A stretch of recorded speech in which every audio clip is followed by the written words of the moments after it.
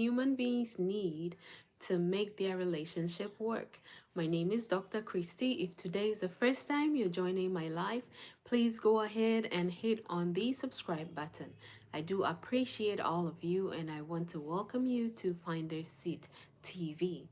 Also, Finder Seat has a dating site where people who are looking for long-term relationship can go on and find their soulmate. There are so many beautiful women, so many handsome men on there who are looking to find their soulmate. And so if you are one of such, please don't hesitate to check out Finder Seat. Also, please share this video. You might be saving somebody, you might be helping somebody. Like I said, we're going to talk about what humans need to make their relationship work. So if you have just joined, please go ahead and then let's have the conversation going. I really appreciate all of you. The first thing I will say humans need to make their relationship work has to do with physical attraction.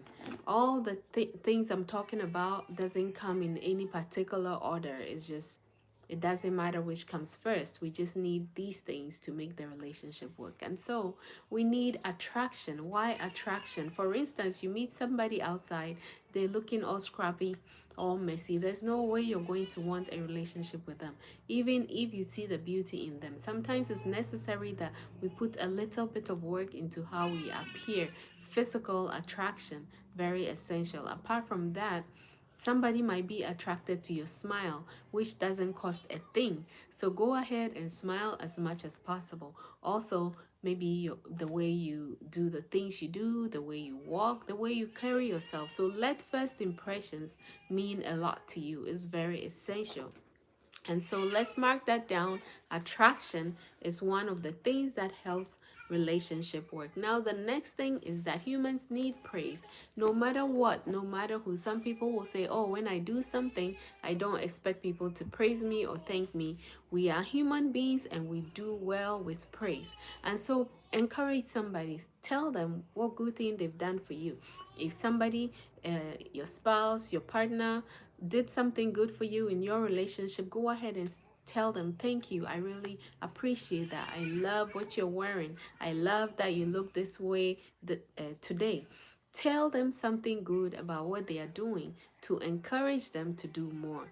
If you condemn something that someone has put an effort in doing only because they didn't do it a certain way. For instance, you ask your spouse to wash dishes. They washed it, they left like half of the things without knowing that they've left them, and then you complain. They're gonna be angry, unhappy, and the next time you probably need help, they won't be willing to help. And so it's essential that you say thank you and I love how you did it. Maybe tomorrow you can include those things down there or those things in that dish. That is a helpful praise, or it boosts the person's willingness to be able to do this for you constantly. I will have to finish this really quickly as my kids need me. Anyway, the other thing humans need in a relationship to make it successful is respect. We have to show respect to each other. Sometimes we take each other for granted, but showing respect, talking politely, and just because you're older than your spouse or you have something more than they do doesn't mean disrespect them. Nobody wants to be disrespected. Even our little kids want to be shown respect and then they give respect back. So give what you want to receive back. Show respect to your spouse. There's nothing wrong saying please, I'm sorry, thank you. These are some of the ways you show respect, not disregarding how they feel about you, appreciating some of these things and using the right words at the right time.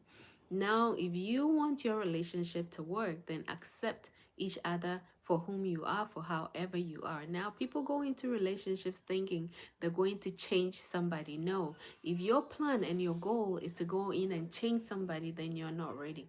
You cannot change anybody in a relationship. What you can do is to work on yourself, get yourself to a better space. By so doing, the other person will realize, okay, these are the things that makes this person smile, makes them sad, this and that, and so I'm not going to do it. And then if it's becoming a challenge, sit down and have the conversation. Sometimes these conversations are very tough to have, but express yourself in the right ways, and you will see that there will be acceptance from whether you're beautiful, you're ugly, as I haven't created human beings before, so probably shouldn't say ugly, but somebody seeing you as ugly or handsome or not so handsome, however you see yourself, when you are doing some of all these things I've said, you will see that the love is going to flow. Now you will see there are some men who are so rich, but and they have women who are very beautiful, and some men are very poor and they have very beautiful wives. And sometimes society, as we say, we know that beauty lies in the eye of the beholder, but there are definitely certain humans that when you see, you can say, oh, that human is very beautiful. Now with rich men having women like that, you want to ask, how did they get them? Sometimes the lady might not be following them just because of money, but only because of the way this man treated treated the woman, or only because of the way the woman treated the man, right? And so just be nice, be kind in all the ways as much as possible, and your relationship is going to flourish. Now, physical connection is also very important. We talk about physical connection, usually people think of sexual intercourse. That's not necessarily that. You have to be able to say, okay, I love this part of this person, I love the other part. I'm just doing this so that everybody can watch it, and so I'm not talking, you know what I mean. Yeah, so you want to see that you like what you see in the physical appearance of the person. Just make sure you do. Otherwise, some few years down the line, when the person is developing maybe a pot belly, um, saggy chin, or saggy neck, or whichever thing, then you start looking around to find somebody else. And so you want to make sure that you like what you see, and tell yourself, no matter how the person turns out in 5 years, 10 years, 20 years, 50 years down the line, God granted, you are still going to be there for the person.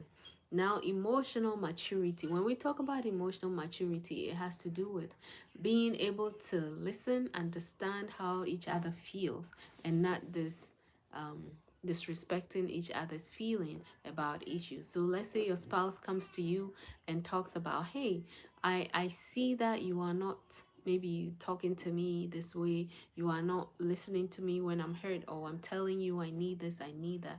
You make an ear, you listen to them.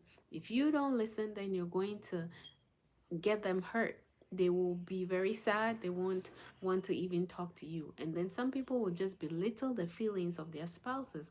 That really hurts them, you know. And so emotional maturity goes a long way to make your relationship work. Hi, everybody. I see all of you, and I really appreciate you.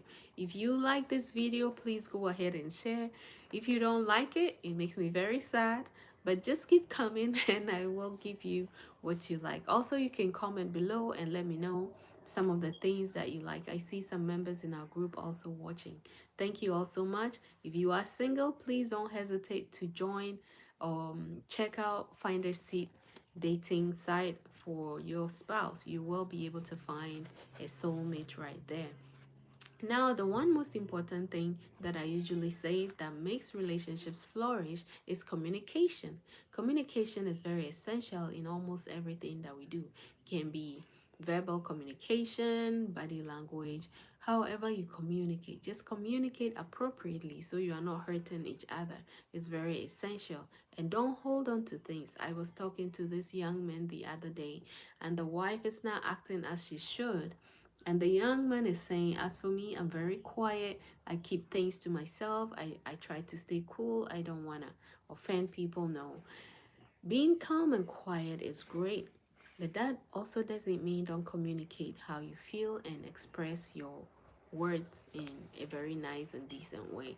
If you hold on to things, it's going to build up, and one day you're just going to boil up, and then you're going to overflow.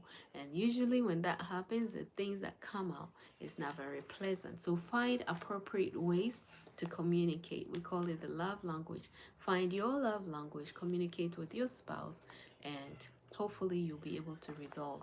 And if you're not able to resolve issues, then head on to christyamokyereme.com, and if you need me to talk with you, I'll be able to do that. Or my husband and I will both be able to have a conversation with you that is going to help your relationship. I really appreciate all of you. Again, I just want to say, now, let's not forget that marriage is a partnership. There are some people who will say, okay, keep yours and I'll keep mine. You can't do that.